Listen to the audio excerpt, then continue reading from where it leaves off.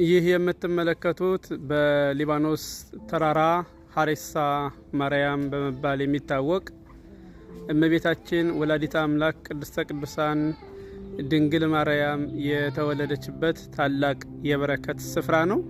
በያላችሁበት የእመቤታችን የድንግል ማርያም በረከት ለሁላችሁም ይድረሳችሁ።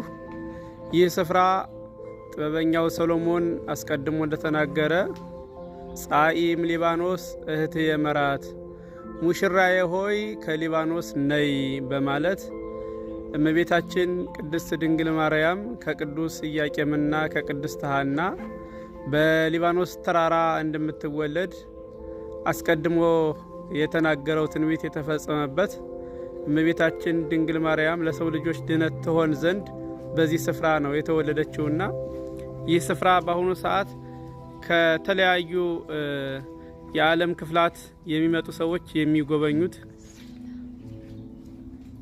ስፍራ ነው። በጣም በሚደንቅ ሁኔታ ብዙ በረከት የሚገኝበት ስፍራ ነው።